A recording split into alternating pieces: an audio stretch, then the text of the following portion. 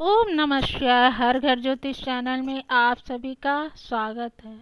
माघ मास में जो अमावस्या पड़ती है उसे मौनी अमावस्या मानते हैं। मौनी अमावस्या इस बार 29 जनवरी 2025 को मनाई जाएगी। ये एक बहुत ही पुण्य तिथि है। इस दिन दान और गंगा स्नान से अतिशय पुण्य की प्राप्ति होती है। इस दिन मौन रखकर स्नान दान करा जाता है और ईश्वर के नाम जप से बोलना प्रारंभ करते हैं। ऐसा करने से हमारी वाणी के द्वारा जो भी पाप होते हैं वे समाप्त हो जाते हैं। सबसे ज़्यादा पाप तो हमारी वाणी से ही होते हैं। हम किसी को अपशब्द कह देते हैं, हमारी वाणी के द्वारा किसी का मन दुखी हो जाता है, इससे हम पाप के भागीदार हो जाते हैं। अगर हम बिना बोले उठें और सर्वप्रथम स्नान दान करने के बाद ईश्वर के नाम का जप करें तो इस दिन ऐसा करने से हमारे जो संचित पाप होते हैं वो नष्ट हो जाते हैं। मौन से तेज शक्ति प्राप्त होती है। इस दिन सूर्य और चंद्रमा की स्थिति विशेष होती है, यानी सूर्य और चंद्रमा एक साथ मकर राशि पर गोचर करते हैं। तभी तो इस दिन मौनी अमावस्या का संयोग पड़ता है। अगर आप गंगा स्नान नहीं कर पा रहे हैं तो अपने घर पर ही बिना बोले स्नान करें, दान करें, जप करें। ऐसा करने से भी आपको पुण्य की प्राप्ति होगी। इस दिन आप अन्न का दान करें, वस्त्र का दान करें, फल का दान करें और दक्षिणा भी अवश्य दें।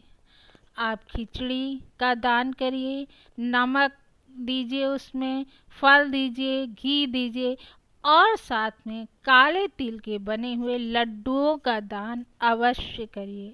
अगर हो सके तो घर में जब आप काले तिल बनाते हैं तो उसी तिल के लड्डू में पहले से 2-2 के सिक्के, 5 के सिक्के, 10 के सिक्के, जैसा आपका अपनी सामर्थ्य हो उस हिसाब से उसमें आप पहले से ही छुपा दीजिए और किसी को बता दीजिएगा कि इसमें पैसे हैं, ताकि जिसको आप दान करें वो कहीं खा ना ले तो जो है उसको कठिनाई हो। लेकिन ऐसा दान करने से आपका ये दान गुप्त माना जाता है और गुप्त दान की महिमा तो अत्यंत है। गुप्त दान सबसे बड़ा दान माना जाता है। अगर गुप्त दान वो होता है कि आप दाएं हाथ से दान करें और बायां हाथ भी ना समझ सके कि आपने क्या दान करा, तो ऐसे दान से बहुत ही पुण्य की प्राप्ति होती है। मौनी अमावस्या को स्नान, दान, जप, पुण्य ऐसा करने से अनेकों अश्वमेध यज्ञ का पुण्य मिलता है।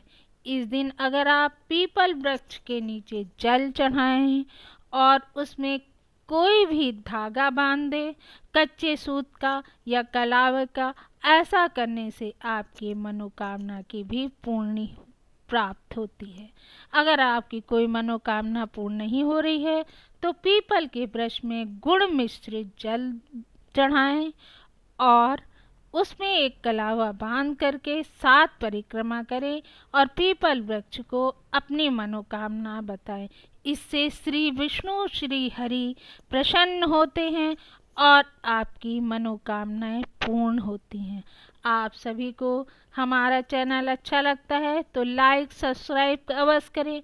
इसी तरह के हम आप सभी को ज्ञान और जानकारी देते रहेंगे। तब तक